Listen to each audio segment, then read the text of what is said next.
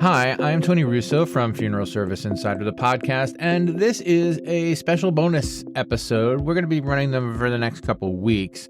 We'll be talking to some of the people who'll be presenting at Advances in Funeral Innovations in Houston, Texas, November 12th and 13th. This is an in-person event, and because you're our listeners, we want to give you kind of a heads up about not just who will be talking, but kind of the things that they're going to say. First up, we have Welton Hong, who will be presenting, and we'll talk about his presentation on the episode. But what we're going to talk about today is, are you doing the right free things already to make sure you're getting the most out of your website and out of your presence on Google and on social media in general?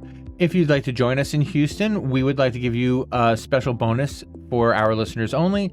If you enter the code FSI podcast, you'll get $50 off your registration. Right now, early bird registration is $197. So that would make it $147 until October 1st. And after October 1st, the full price is $247, but you can still get the $50 off by using the code FSI podcast. All one word, all caps. Anyway, just a great conversation. I think you're going to get a kick out of it, and I will catch you on the other side.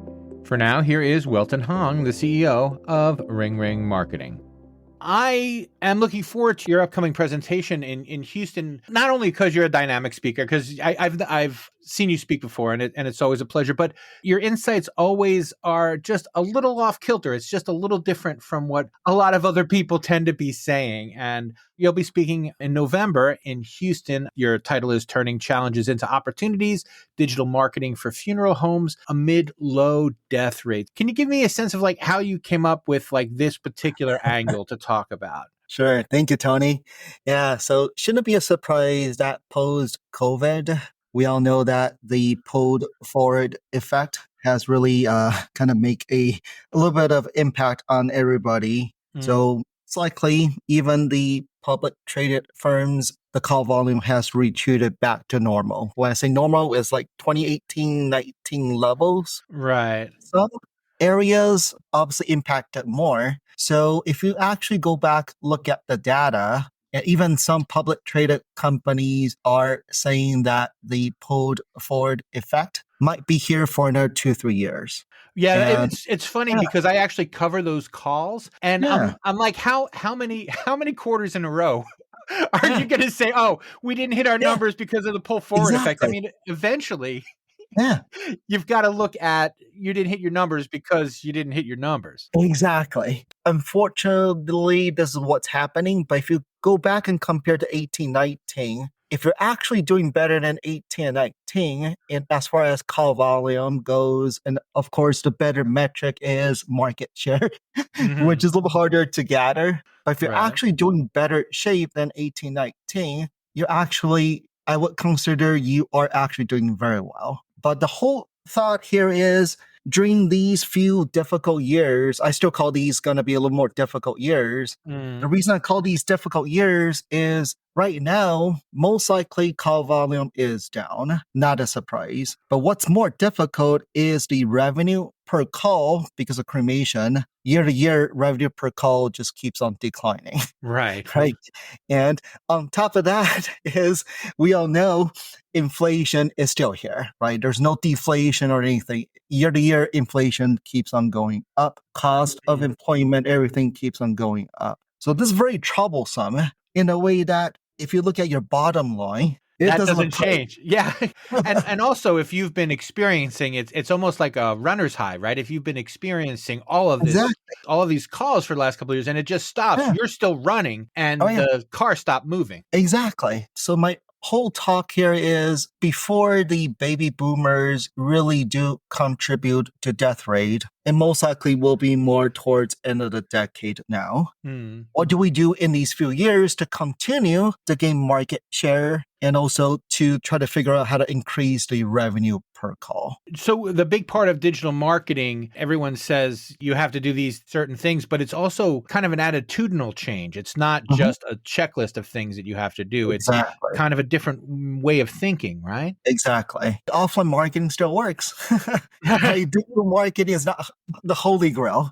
So Right. definitely as offline still works, keep it going. Do not ignore all those things that you used to do well, which is community outreach, getting your name out there offline, right? But Mhm. digital is there to supplement. It does not replace. Right. There's a famous saying that I never get tired of hearing, I never get tired of saying, and people say, I know that I'm wasting half of my advertising budget. I just don't know which half.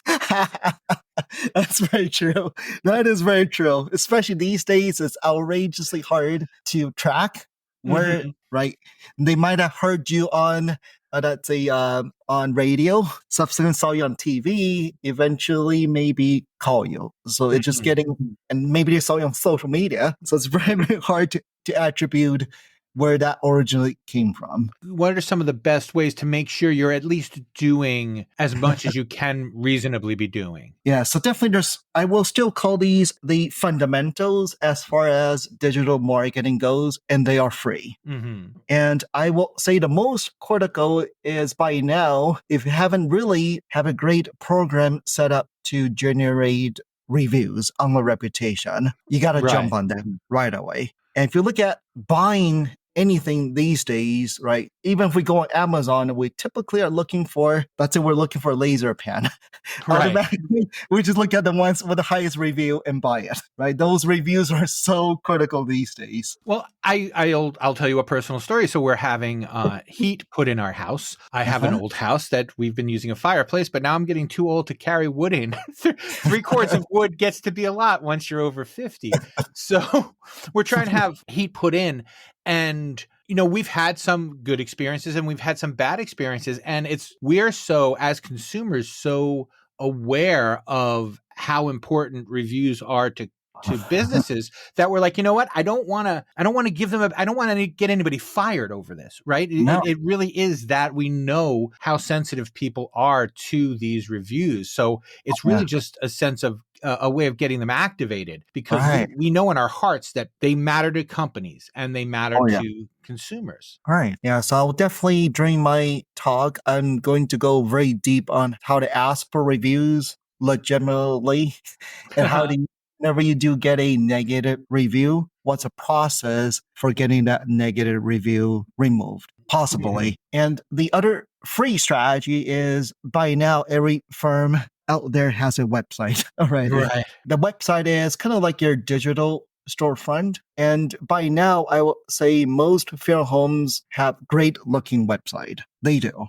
Right. By now, we also got to look at not only is it just great looking website, it really comes down to content on the website. Who you are, what you do, how you're different. The website's job is to turn those visitors into a phone call. How can we work together to make sure your website intrigues them enough to call you first instead of your competitors? So I'll be talking about strategies on what you might want to add to your website to turn those visitors into phone calls. And for me, again, I look at a lot of websites. Now, I'm certainly not as many as you do, but I have to go through funeral home websites. There's a lot of similarity, and I notice a difference. Like if something is different, I notice it. Mhm. If they have Yeah, real photos, I notice it. exactly. Not stock photos. Right.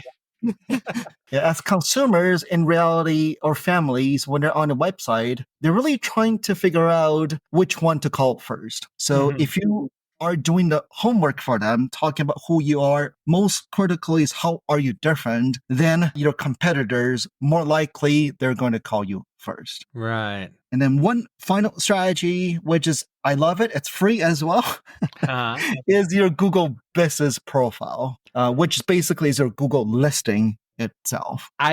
I have to Yeah. say that for a while before I did this, that was one of the things that I did for the last company I worked for, and this is a decade ago now at this point. And the number of blank stares I got when I talked about Google Business was shocking to me. I'm like, don't you ever shop for anything? Don't you see? Because that is so critical, and as you said, it's free. Yeah, right. Most of these strategies, especially these few years, we got to heavily weigh a lot more strategies, making sure these free strategies, those are the ones to tackle first. I always call these the low hanging fruit. You got to Right. master the fundamentals. Only after you master the fundamentals, then do you worry about buying ads, right? Those strategies, Facebook ads, Google ads, that's when you start spending money. But I'm always hesitant to spend money for our clients when these low-hanging fruit, right? I could pump a lot of ads to your website. If your website is lousy, you have very little review. Yeah. Yeah. Right. Well, one of the things that I'm sorry I cut you off. It's something that you and I know. This happened to us last time we spoke too. Yeah. It's something you and I know, but other people don't. Can you kind of describe what a Google business page is and how it's important? So the most fundamental is, as a consumer, anytime we do go on Google or Google Maps, for example, if I'm looking for directions to a local Starbucks, that is tied to that local Starbucks business profile, that Google business profile. And whenever we look for directions or when we try to look at local Costco, right, that Costco local listing will appear with its hours of operations, photos, descriptions, product, and services. So that for any local businesses out there, that is even more critical than your website. That's what consumers, family sees first is going to be a Google business profile. And it's important to make sure you have your own photos there because I can put photos on anybody's Google photos. Exactly. You got to have your own, making sure your hours of operation, for example, is set to 24/7, or else after hours, if a family decided to call you, that's a imminent need, near need, or right, somebody unfortunately passed away, they Google you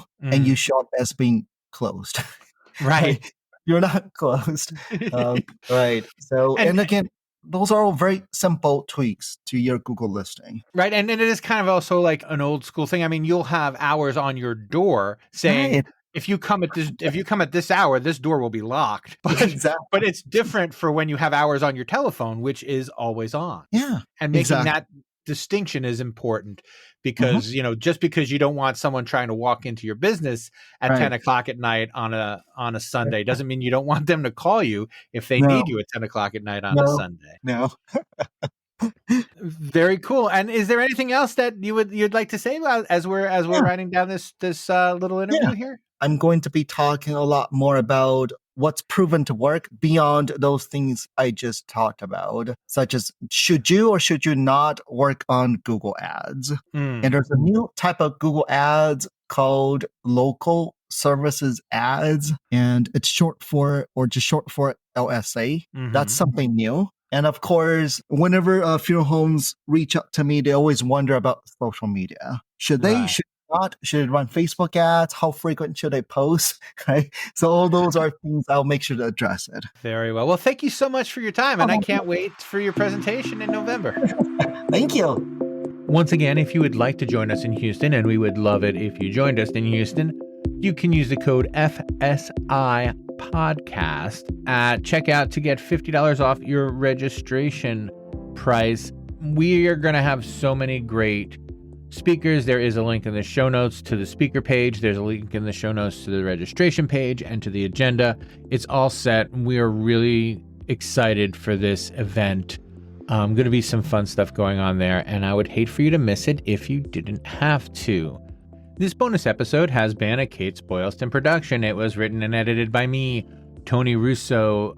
If you are listening to this for the first time, we want to let you know that the other podcast is longer and it is more in depth, and it is usually associated with coverage that we're providing either in one of our magazines, American Funeral Director or American Cemetery, or in our weekly FSI, the newsletter.